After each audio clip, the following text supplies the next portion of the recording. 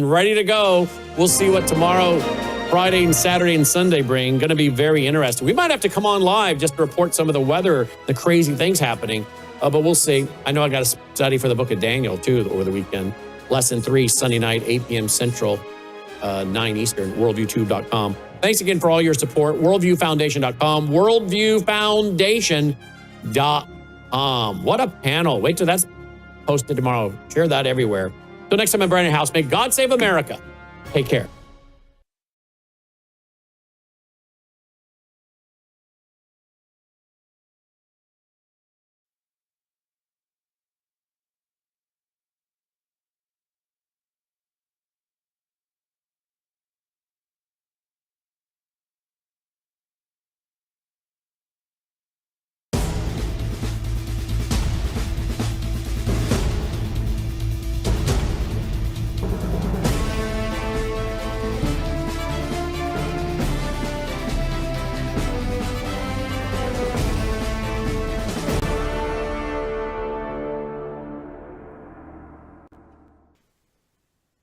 Welcome back to Live Up to Freedom. Thank you so much for joining me today. I greatly appreciate all of your patience, all of your support, and all of your words of encouragement in what will be month.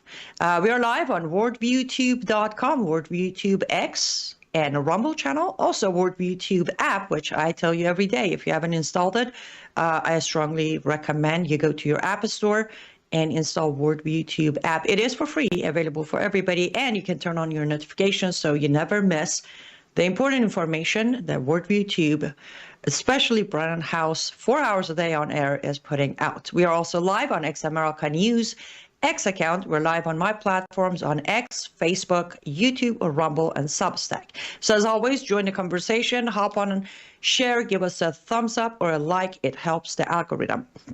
I do have a very special guest who's joining me all the way from Germany. You're going to love technology. So I don't want to take too much of time talk about the normal stuff I talk about. I want to bring him on so we can dive into the very important discussion many of you don't hear about. Honestly, I don't cover it much either, but it is time to do it.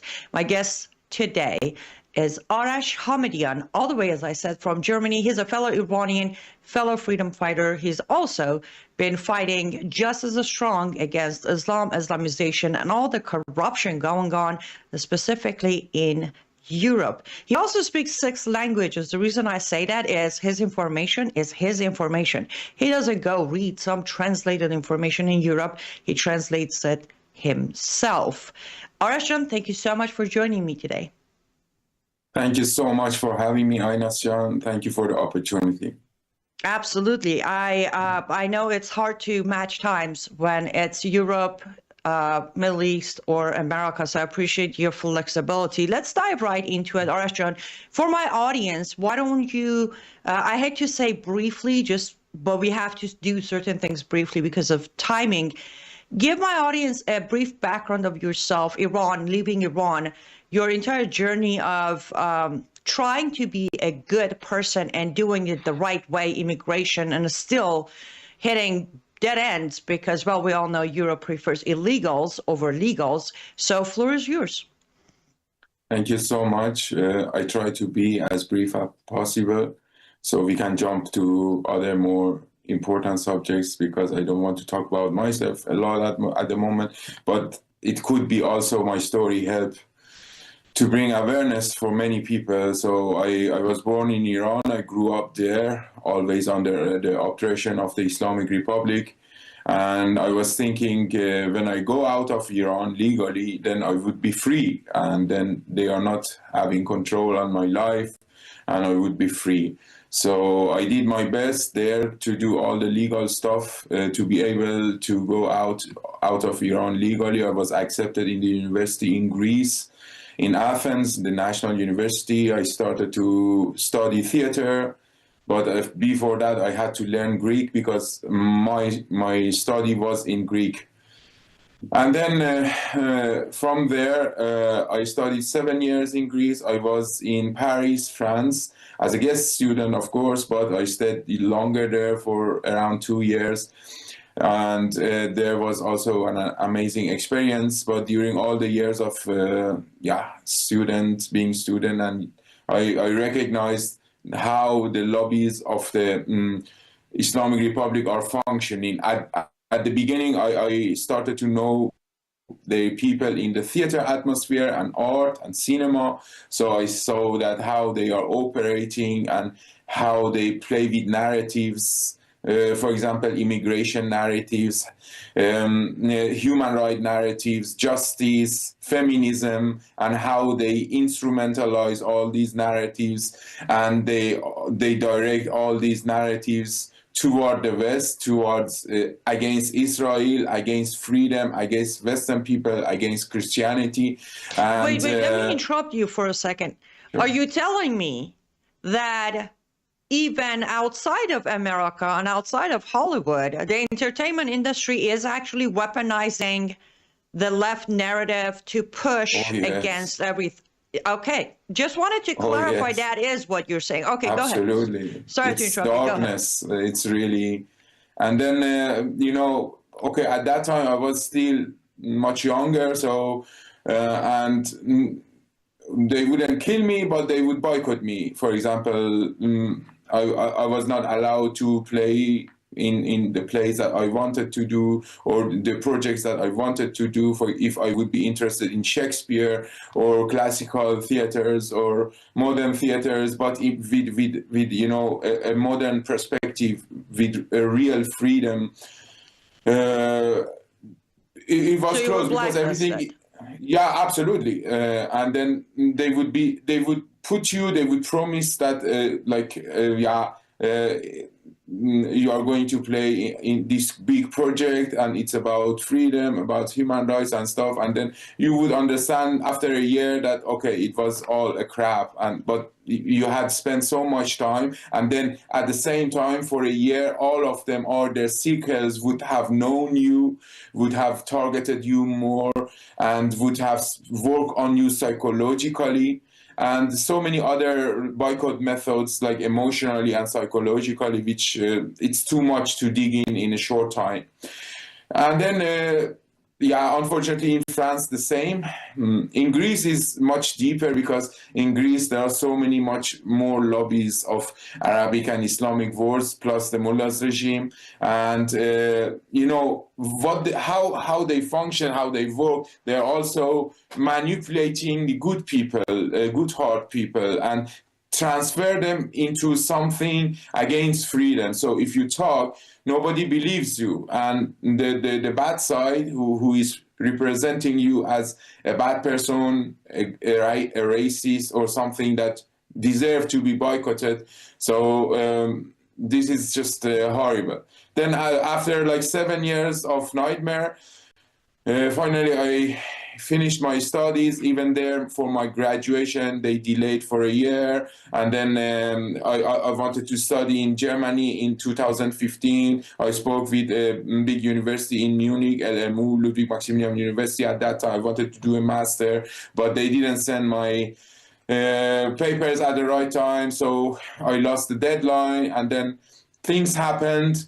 So I had to go back to Iran for a short time. Then because the Europeans, the friends of the regime, would approach me and they would tell me, "Don't you want to make a change? Why don't you go back inside Iran and make a change from inside? And we are here. We are going to help you," and things like that. And here was everything closed. So like they push you and they direct you to where they want to go.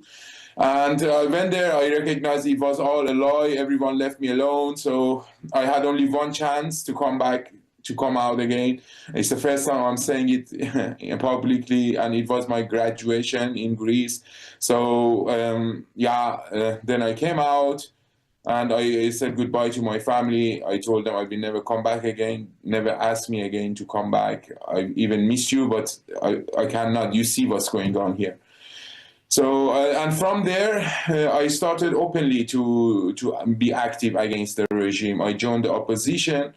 And then, of course, as you go more open against them, more obstacles come on the way. Fake oppositions, or even the lobbies who in Europe pretend that they are the opposition, but for example, Iranian far left groups or terrorist organizations like MEK, Mujahideen Khalq, who are very active here because they have so much money and lobbies and connections, and then they come in the game, and you have to pass all these obstacles. And if you don't know them, you have to engage. If they talk about freedom, so first you are going to listen to them and to engage, and then you recognize, oh, they are also dishonest people. In the end, they are connected with Islamists, or they are connected with Jewish, anti-Semitic people, and all criminality. Then I started to work for a year in some international organizations like UNHCR, is the United Nations High Commission Refugee Agency, and Doctors Without Borders, and ICMC, like it's the International Catholic Migration Charity, and some other organizations as a translator, interpreter, and cultural mediator, because I could speak a couple of languages. And also I was during my students' time, I helped lots of projects that I was thinking they are about freedom, helping refugees, helping people in need, vulnerable people, women. And even when I was working in UN, I was thinking, now I am a person who is doing good for the world. So I was really You thought you're making a reading. difference? Exactly, because, and in the beginning, I thought I am a soldier of good, because on the paper, most of the UN charters are really nice. It has been written very nicely, defending human dignity, defending women's rights, defending, for example, we had workshops that about protecting women, and we have learned that if you see in the refugee camps that there are women who have, for example, signs on their faces, or they are afraid, or something's not okay about them, you should ask them or take action, because they might have been beaten by the Islamic man, and they are afraid to talk, and this happens a lot. And when I was reporting to my higher officers, not only my report wouldn't be sent or wouldn't be taken serious, and wouldn't be sent higher to take Committees? action against it, but they would tell me, hey, Arash, come on, go to the clubs, go enjoy your life, don't make things so complicated for yourself. And then I would say, excuse me, go to the clubs, I cannot sleep at nights, I see these people, I know that they are beating these women or those girls. Or why these NGOs who are coming into the camps in the name of human rights, why they are approaching underage girls under 15 years, they are sitting on their legs, why they are smoking weeds, what's going on? It's not normal, it's weird. I am not against love, and I am not against anything, but this is not okay. You see what's going on. And then they would write bad reports against me, that he is aggressive, he is not listening, he's not a good boy, and stuff like that. So, and then when I would continue, then after my works, harassments would start. So when I would go home, I would receive calls, or they would throw stone at the window. I would call the police. They would say, you have to prove it, and stuff like that. So then that's why I tried everything. And according to the law, I even had the right to stay in Greece, because I was already there for 7 years, more than 7 years, and I could have Greek citizenship. So I really, because this, having the passport of at that time Iranian passport, which I wouldn't call it Iranian passport, it's Islamic Republic, it created lots of problems for me, and it was disgusting for me. And I was hoping legally to get Greek citizenship, so that I could have more freedom, but they didn't give me. So, and I was really under pressure. I got out of Greece, and I searched a lot where to go, that possibly would be free and secular, and I could have some dignity and continue my life. And after a long search, I choose Netherlands, the Holland. It's a country in Western Europe, And I went there. I asked for asylum. It's a long story. I make it short, okay? In 1 minute. In Netherlands, I asked for asylum. I said everything, and I went to hell. They tortured me for 3 years under extreme, the most disgusting behaviors, systematic harassment, systematic torture, rudeness, and anything inhuman that you can imagine. After 3 years, Hold on, things let's make something. continued. Arash, let's make something clear for my audience. When Arash says torture, he's not talking about physical torture. He's talking about psychological torture, correct? You weren't physically tortured. Psychological much torture. psychological, but physical also. I was under attack many times in the camps. I was under attack, physical attack in the city of Eindhoven. I was hospitalized. And who were the attackers, Arash? Who were the attackers? They were some Islamists. They were speaking Arabic and Turkish, but the police didn't tell me. Yes, interesting. Turkish, unfortunately. Okay. But in Netherlands there are lots of also North Africans from Morocco or Algeria and stuff like that. And if I would say, one method that they use, when you say these groups were Arabic or Turkish, quickly they say he is anti-Arab or he is anti-Turk. And they use the racist card. Yeah, and then they bring the 0.1% of the secular good people from those countries, and they say, you see, such a nice, gentle, sweethearts they are. And of course, we don't. When I say that, I don't mean, I swear, I'm not generalizing. I don't say everybody are bad from those countries, because first of all, I am first of all fighting the Islamic Republic regime, and many of them are Iranian origins, even if they hate Iran because of their Islamic ideology. So if I would be a racist, I would first be racist towards them. So I'm not racist, but I'm also tired to censor myself with this fear that I would be presented as racist. So I'm saying it now. Yes, they were North Africans and they were speaking Arabic and Turkish. This is true. And there are films, for example, New York Pizza in Eindhoven, the guy who was working there filmed it, and he said he's giving it to police, but he's not going to give it to me. And police didn't give it to me. I said everything. There is a big dossier of this attack in the police of Eindhoven. Anyway, things like that happen a lot in the camps. They wouldn't let you sleep. Hold on one second. Hold on. I want to get into some of that detail because it's important. It is important because normally, especially in America, what we hear is the other side. The poor Muslim Afghan refugee who got attacked by the non-Muslim Iranian. That's what we hear, right? So I want to get into that detail, but we got to head to our first ad break. Let's go hear from some of our sponsors. Guys, don't go anywhere. And as I said, share this episode. It is important to hear the other side. We'll be right back.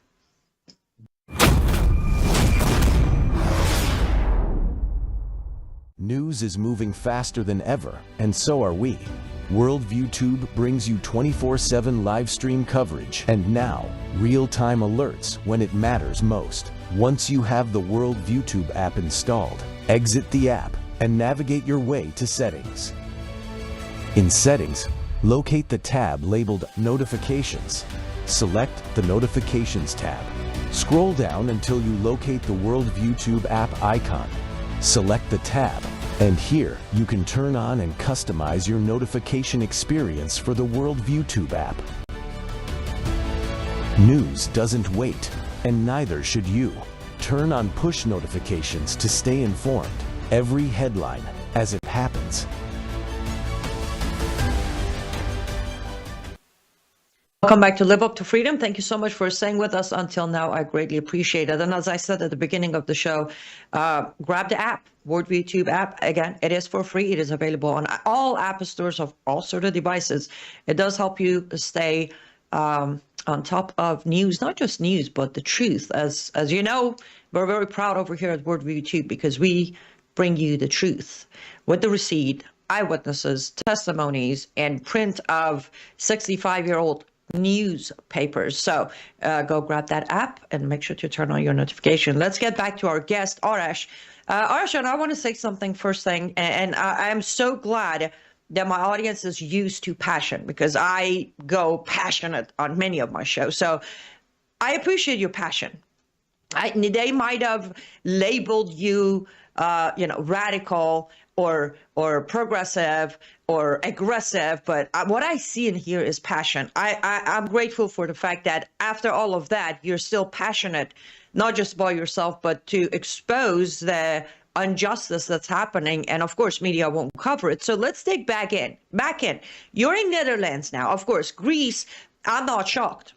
We both know a lot of Iranian refugees were aware Greece at the end of the day is in pocket of Islamic Republic. They literally allow refugees in Greece, Iranian refugees, to be kidnapped by IRGC and taken back. We have seen it. We have heard it. So I'm glad you left Greece. Now you're in Netherlands, one of the most known as peaceful countries in Europe. And we hear, as I said, from Germany, Netherlands, France, Italy, we always hear the cries of the poor Middle Eastern Muslim men who are being mistreated. But from what you're saying, you were mistreated physically, emotionally. Now, is it correct to assume for me that most of the psychological torture or abuse was coming from the immigration office for refusing you, for basically having you run around chasing your own tail without getting any results? Is that the case? Absolutely. The thing is, I went there to ask for asylum and protection, to find peace and live in dignity. And the psychological torture plus harassments increased in the Netherlands. And when I was going to the authorities and asked for help, they would laugh at me, they would ignore me, they would behave very rudely with me. And then they would block my profile, my asylum period. They would send me far away in very far away villages. And anywhere they would send me, I would get out of the camp, the refugee camp, in the morning very early. I would search for a volunteer job with the Dutch people, anything, companies, workshops, anything. And then I would work until evening, and then I would stay as much as possible out. So I would be very tired. When I come back, I would be physically extremely tired to be able to sleep few hours despite the harassments, despite the noise. They would puff cigarettes into the whole room that I was, if it was summer, that I had to leave the windows open, or things like hundreds of things that I can say if I want to open it. And then from the other side, I also knew Dutch people were also under discrimination, and because they were angry because of the policies of the government and how they would say refugees, they would think all refugees have privileges and benefits, but it was not for all. It was only for Islamists and for the darlings of those who are working in the refugee organizations, not for everyone. I never had those privileges in my life that everyone say that, oh, all these foreigners coming, taking my works, taking out. I have worked for years voluntarily without receiving any money, just to feel that when I'm here in these countries, they are giving me something. I also have given something. And I work, then later I work, I pay taxes and stuff like that. So, and the other bad thing is, even many times so-called patriots, I don't want to generalize, I always search, but many who call themselves patriots or conservatives, they are so close, and they don't want to hear, they don't want to because we are also fighting for them, for the people, for all people. We want to have a society not only to free Iran, but also Europe will be free and safe again. The West will be free and safe again. When the children are walking outside, when the girls are walking outside, everyone walking outside, elderly people, to feel safe and to nobody harass them, nobody make fun of them, nobody harass them sexually or rape them. Yeah. So, and then it's sometimes getting very complicated because you see, you don't have any help from nowhere. you are fighting something, and even those side who is fighting the side that you are fighting, they also are ignoring you. Of course, sometimes it's also a trap from the left, because they attack you and they pretend that they are, for example, conservatives. They want you to think that it was conservatives who attacked you. Okay, let me hold you there. I've heard this from few other friends in Europe. Actually, interesting enough, one of them in Netherlands, that they are the Iranians opposing the Islamic regime, and I have heard that they were harassed verbally, discriminated against, face harsh racism language from the natives who claimed to be conservatives, who claimed even some to be Christians, but then when they did the digging, they realized the person is neither a Christian nor a conservative. So there is such a campaign that in Europe, because in America we don't, to be honest, in America, they're very proud to call themselves the leftist, progressive, liberal, da-da-da-da-da. They don't pretend. Now, we do have a lot of people who claim Christianity but don't follow the ruling of Christ. But as far as the left and right, it's very clear in America. So it is true in Europe, there are those who try to pretend to smear the other side. Yes, but many times if you are targeted, mostly they target immigrants who are secular and they are freedom fighters. Because they have to organize things, and they are very organized. They are very good at making things up and making. I have faced also racism from normal, you know, like, but it's you recognize that it was just, you know, some bunch of peasants. I mean, who, and again, I don't want to judge. But in Netherlands, like for Christmas, I wanted to go to a bar, and some villages, they didn't let me, and they were saying things and bad words. But I recognize they are just normal locals. And from the other side, when I would see the situation, I would understand them. So I just came out. It's bad. It's bad feeling, but then you recognize, you understand the feeling of the people when they see people come to their country and do bad things, and they are angry. It's normal. So you just go away. But then it's unfortunately, Arash, first of all, we're the minority. The immigrants who come to a second country or a third country, like mine was third in America, we love the new country. We try to fight for it. We try to protect it. We do our best to assimilate, but we are the minority. Unfortunately, to the vision of natives of each country, majority are those who are destroying their country. So I agree with you. It is a very unpleasant feeling when you have to accept the fact that you may not be welcomed based on somebody else's actions, but then yes, we give them a right. Now, in my case, I would say probably because I've been very vocal and active and on camera and writing for over a decade, I've been accepted because I have proven that I'm not one of them. But we do have other Iranians in California, in New York, in DC, in Arizona, in Oregon, who do face the same, and I hear the same explanation that I can't fight them, I can't blame them. But because we're almost halfway through our show, I want us to take you now. You at some point you decided to leave Netherlands and go to Germany, correct? Yeah, because they wouldn't give me asylum. Could I just finish the last subject? Absolutely, go for it. Because when you said we are the minority, but when I look at Iranians now in Europe, we are maybe 500,000 Iranian refugees in whole Europe. And if you look at the demonstrations nowadays, or you look at social media, you see a huge wave of Iranians who are the front line for fight for freedom, not only for Iran, but also against Islamism and terrorism in Europe. So there is a huge potential, especially the young generation. But if the European freedom lovers and patriots are going to understand this and use this potential, or they are going to let the left to mess it up again, because the left is monitoring everything always. They are monitoring us now, and they are always going forward quickly to not let the conservatives or freedom fighters. When I say conservatives, I don't mean it with a backward dogmatic view of someone who putting his head in the dust. I mean someone who loves freedom, a modern patriot.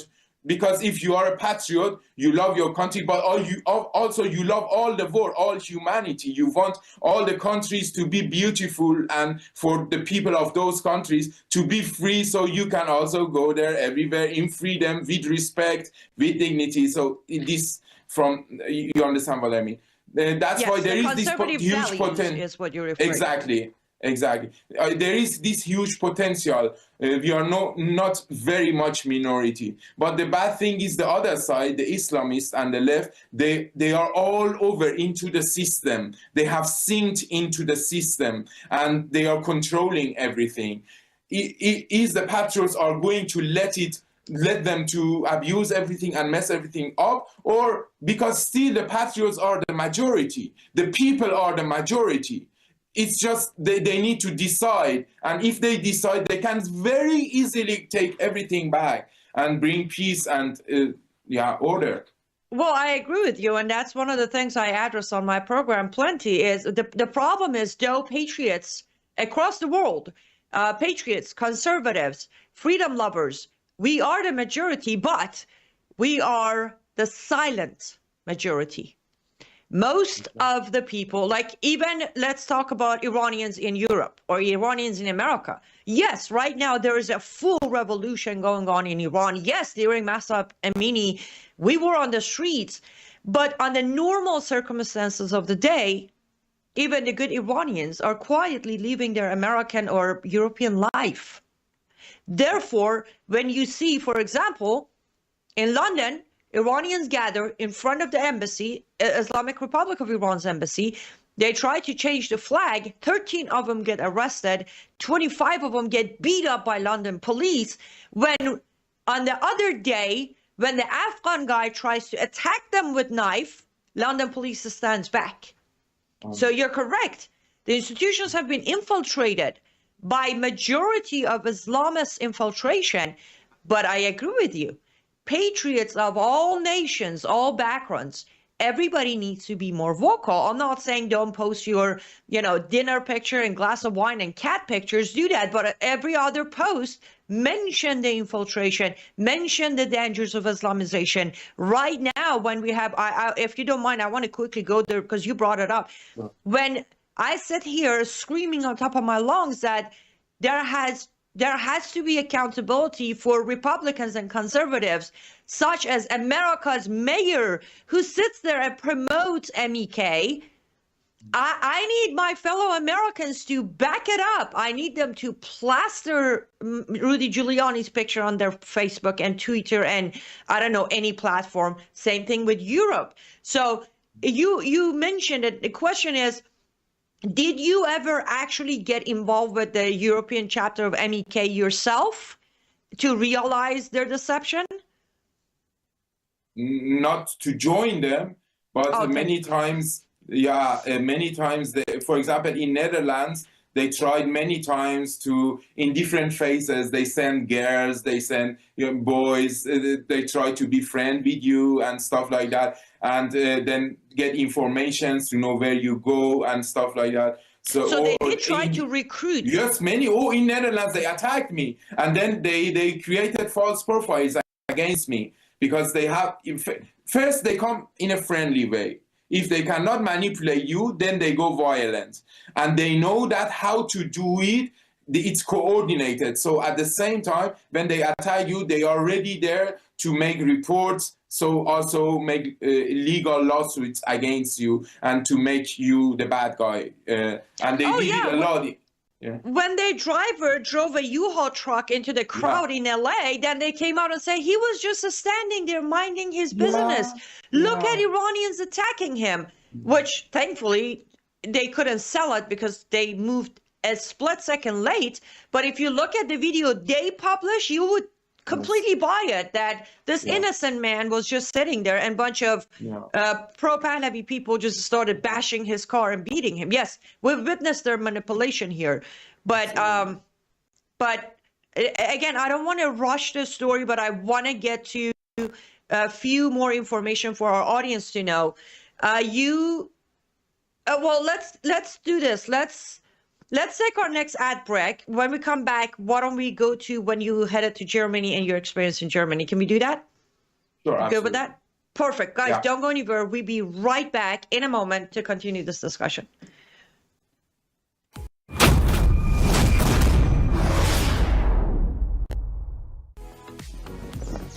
Life is too short to spend a single moment spinning in laundry worries. Take a load off your mind with the all-new Norwex Powerzyme laundry detergent. This natural detergent harnesses the power of enzymes and plant-based surfactants to leave fabrics fresh and clean without fillers, brighteners, synthetic fragrances, bleach, or harsh chemicals. So go ahead, have your cake and eat it too. More than ever, stressful stains have met their match. Powerzyme's fast-acting enzymes break down organic substances while natural surfactants loosen locked-in dirt and oil, removing residue, stains, and odors with ease. With 91% bio-based ingredients, this dermatologist-tested hypoallergenic formula is suitable for sensitive skin types and delivers a safe and effective clean that won't harm you or the planet's waterways. Less time spent worrying about laundry means you can focus on what truly matters. Norwex Powerzyme Laundry Detergent. Discover the power of nature and load up on confidence. Welcome back to Live Up to Freedom. Thank you so much for staying with us until now. I never thought that a specific ad would apply to my life, but I can tell you that in last month, with the amount of hours I had to work, translate, post, do a show, interviews, go on other shows, I would say if it wasn't for my Norwex products, my house would probably be a mess and I would be out of different looks for camera. Head over to cyruswellness.com. They do have 100% chemical-free product, 100%. And you end up having a healthier and happier household while saving money. And through your purchase, I receive a percentage as commission, which helps me do what I do. As you know, I don't get paid to do this. It is all with your support. cyruswellness.com. That's cyruswellness.com. Let's get right back into it. Okay, Arashjon. So you went ahead and decided to go from Netherlands to Germany. Now you arrive at Germany. What happens? And you are in Germany right now, correct? Yes. Okay. You know, between the time I come from Netherlands to Germany, a short time, some things happened for my life that I want to speak. I don't want to speak it at the moment, but later maybe I will write a book about it. Then I came to Germany and I started to ask asylum in Germany. And I always wanted to be legal. So, you know, I always went through legal procedure. And of course, you know, they are in contact with each other, the refugee organizations, and they know. So the first time they denied my asylum request because of the Dublin law. The Dublin law in Europe say that it's about immigration and asylum. It says that if you ask in one European country asylum and your asylum has been denied, then you cannot ask asylum in any other European countries. So, they knew that I had asked for asylum from the Netherlands. After 6 months, they rejected my asylum. And I had a lawyer, and I didn't have money at that time. I had paid all my money to this lawyer in Frankfurt. And he said, give me 300 more euros, and the next week I will provide working permit for you so you can start work.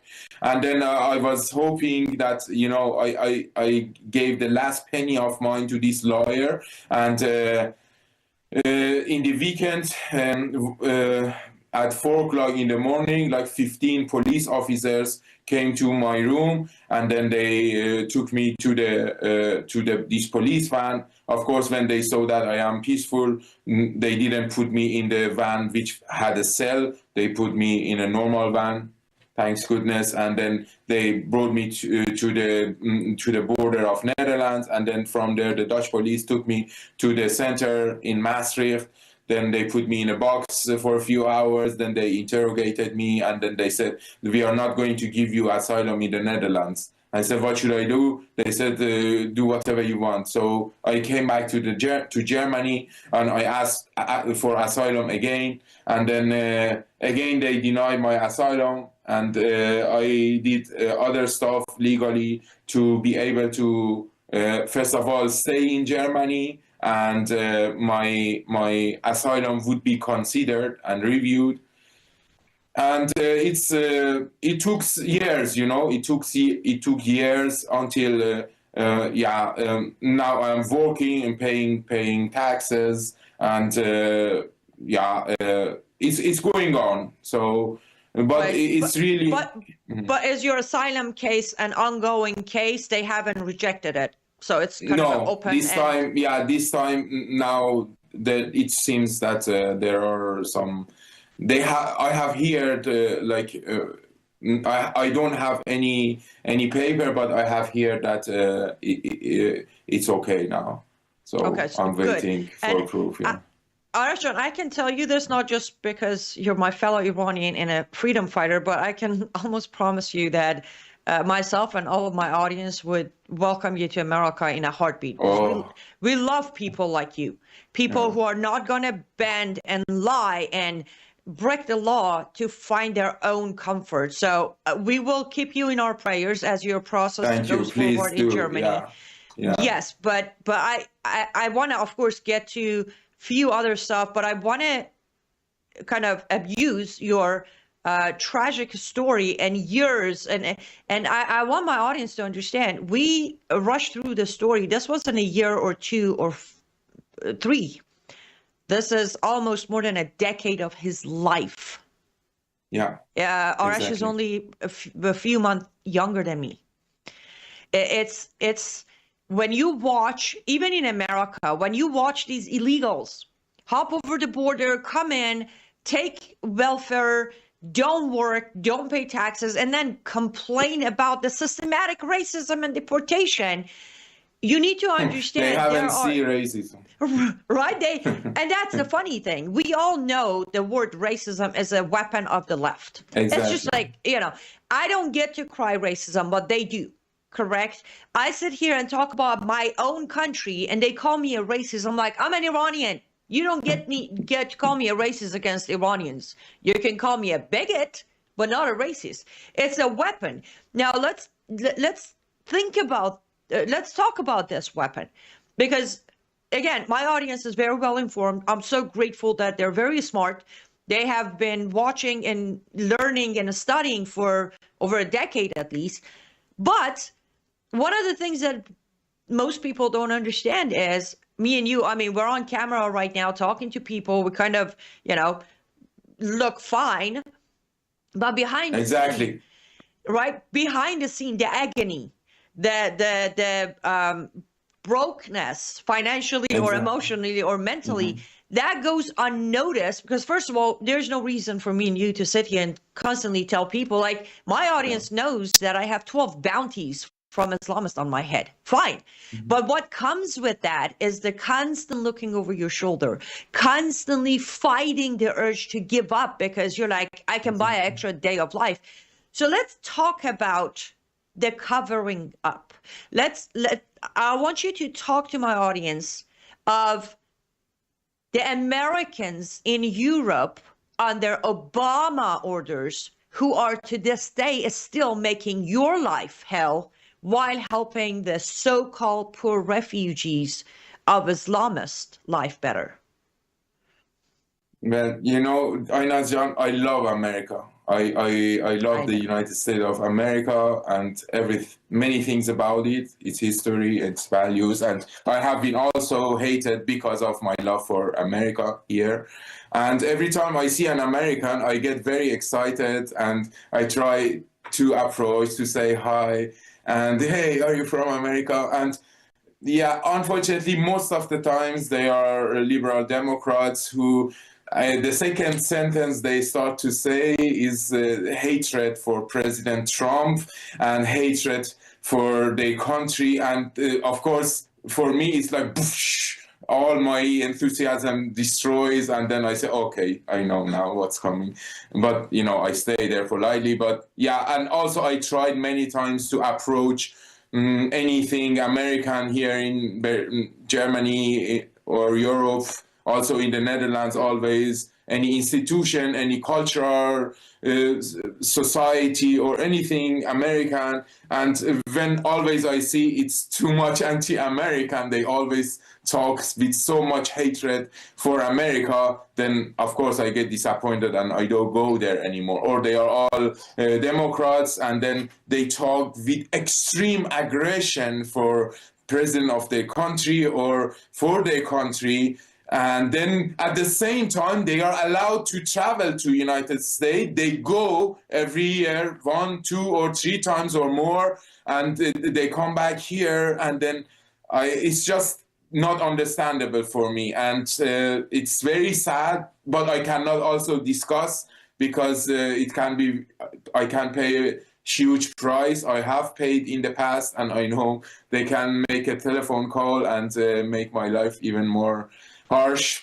So I am always searching for to find anything American to learn. But thanks goodness there is internet, so I always watch programs like you guys, and yeah, you know, so many other freedom-loving programs and or documentaries, history, anything about America, and it's just inspiring. It gives hope, you know, in the world. That, and again, with respect for Germany and Europe, I love Germany too, but you know, it's like you love someone and they always ignore you, always reject you, or they put you in fake circles, like fake people that they just want to take a picture and prove that, oh, we love him. He thinks that everyone's against him. And you know that this is only for the picture. So you get disappointed. You don't go there anymore. Because why should you go somewhere that you are not really welcome?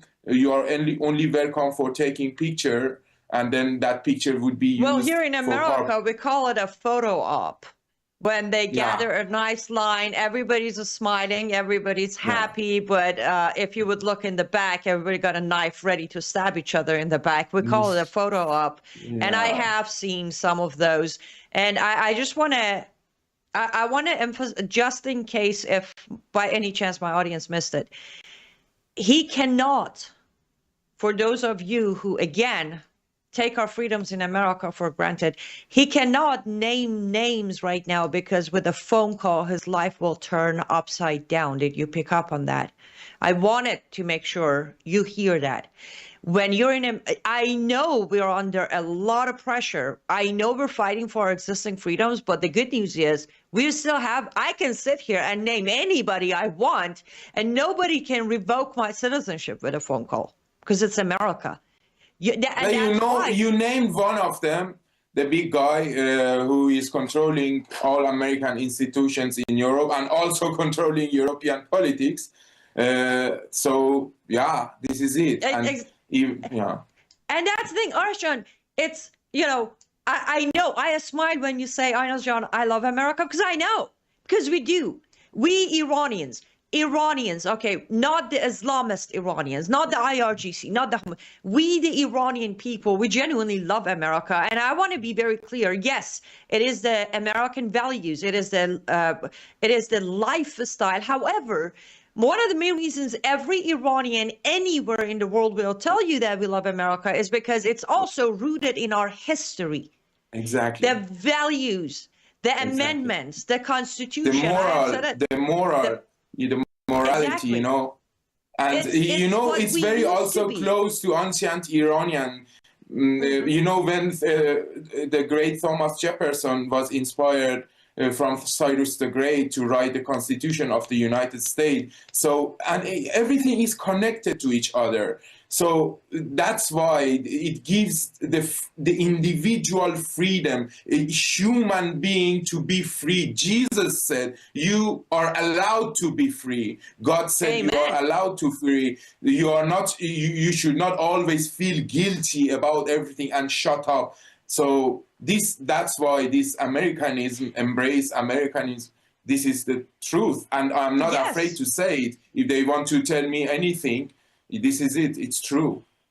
And that's the thing. You know what's amazing, Arash? Sometimes I very kindly, my audience, compliment me saying you're more American than a lot of Americans. And I'm like, it's because I had to regain my roots of freedom through America. That's why I appreciate it more. I know of the days when Iran was mini America in Middle East. During King Pahlavi, Iran was referred to as mini America. You put side by side pictures of the 50s and the 60s, you can't tell which one is America, which one is Iran. When you have to re-earn, when you come from the oppression, the detention center and the morality police and Sepah and Basiji and all of that, and you regain that closeness to your heart and roots, you appreciate it much better. And the fact that a lot of Americans aren't even aware how much the shadow government of America is even controlling Europe. It's heartbreaking. Oh yes. It's heartbreaking also for Europe. I care about Europe. When I say constructive criticism, it's not with hate. I love this also Europe, but it's, as President Trump a few days ago in Davos said, it's horrible what is happening. And we are warning it because we have the experience. The same thing happened to us. And if they let it go, and if they stay passive or ignorant, of course it comes to them too. It should be, the streets should be unsafe for the bad guys, not for the good people. The bad guys should feel unsafe and hide themselves and collect themselves, not the good people. And that's why I am always ready for anything, to give my life. I receive daily harassments in the metro, in subway, everything, and I'm ready always to, if it goes past the red line, to defend myself, because you know that you have to defend yourself. They must understand that this place is not completely taken over by them, and still there is here the goodness is going to win. So, and unfortunately, they only understand one language, the language of power and violence. They don't understand the language of dialogue and peaceful, civilized language. So this is the truth. That's why it's a waste of time and energy when any country decide to resolve issues with the regime of Iran through diplomacy. Absolutely. These people don't understand. Their diplomacy is their double-edged sword. It's their Zulfaqar, right? Exactly. Absolutely. Their diplomacy. But here's the thing: we're coming to an end of our show, and I cannot wrap this up before I ask you to tell my audience and anybody who might watch this, what are your reasons? Because you are, like me, you have voted fully for Crown Prince Reza Pahlavi to be the replacement of this monstrous regime to rebuild Iran. So I want you to tell my audience, why does Crown Prince Reza Pahlavi have your vote? Thank you for this important question, because it's very important. And I want to use this platform and your platform and opportunity to beg your audiences to listen very carefully. I was born after the Islamic Revolution. I was not lived under the Shah, so you cannot accuse me anything that I lived under the Shah and I'm related with Shah or something, okay? And the generation after me, we have not lived under the Shah. For years, we were brainwashed that the Shah was a tyrant dictator, and not only in Iran, but also in Europe, and with really horrible brainwash and oppression. And we digged into history. We tried with our soul and spirit to find what's going on. What is this? And we are not this. We Iranians, we are not this, that this regime represent us, and also not what you guys are telling us to be. Then we have found our roots, despite all the censorship, thanks to internet, thanks to documents that came out, and thanks to a few group of that old generation who hold it, the flag of freedom, to give it to us now, and we have got it now, and we are not going to let it go. We know that what has happened, and we don't want to talk about the past. Okay, whatever have passed, it's in the past. We are looking at future, and what we are saying that the crown prince, we know him, we have watched him for years, we have read his books, we are following his interviews, we know him, we believe in him, we know that he is a democratic person, we know that he believes absolutely in democracy, we trust him. And he himself said many times that I don't want power for myself, I am answering the call of the Iranian people who now they are giving their lives for him. They are dying, shouting his name. So please, I mean, not to the good people who are understanding, but to those who are still stay to their dogmatism because of their hatred for Shah, and they're always pointing the finger. When they are genociding, they are still fighting the Shah. Shah have passed away. Leave him alone. Leave him at peace. But they are still fighting the Shah because of their, excuse me, of my emotions, but it's unbelievable with so many what they are doing, or they are sticking the crown prince to the past. We are looking at future, and he say that after the liberation, first liberation of Iran, and after the liberation we are going to organize a referendum with the international observation, which I say don't trust them, but and then we are going to organize an election. Whatever people will vote, the republic, a constitutional monarchy, but not an absolute monarchy. It's not going to happen. So please, if you are good people, tell those haters that stop this and start standing with us for freedom, because it is related to your freedom. If they destroy us, they come to you. Do you remember before the World War, what happened with the Jews? First they came to these groups and that groups and that groups. This is what they do. So, and if you are going to help, what is the delay? Please start helping. Hit them. I am asking again from President Trump and United States administration, please hit them, and hit them hard. Hit them like they can never recover again.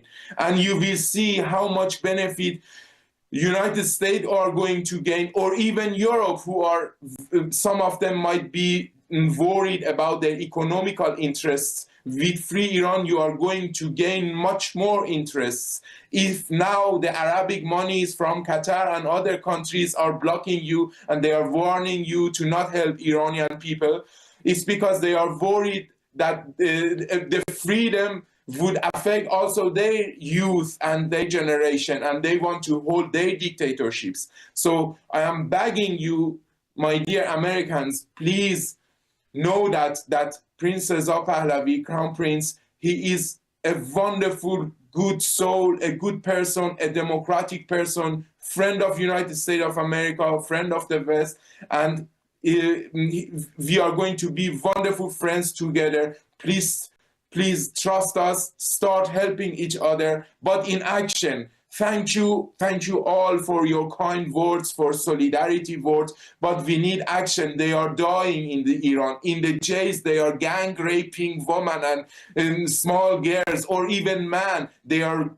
gang raping couples in front of each other, and the rapers many times don't speak even Persian, they speak Arabic. They bring Arabic mercenaries in Iran because they want to break the soul of Iranian people. But the soul of Iranian people is much more stronger, and their roots is much deeper than these savages. We are going to win. We are going to overcome. But it would be with less life. Already thousands have died. There are sources that the regime sources are saying 80,000, more than 80,000 people have died in this uprising, but the media don't talk about it.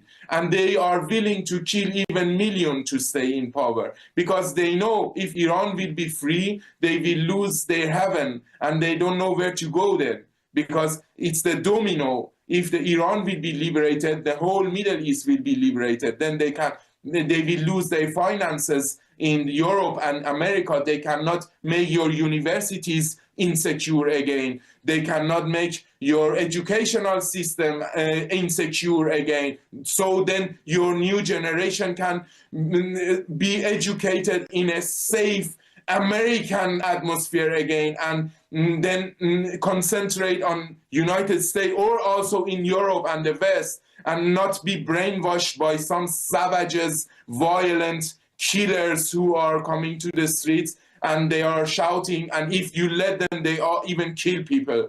So this is what I want to say, and thank you very much for listening.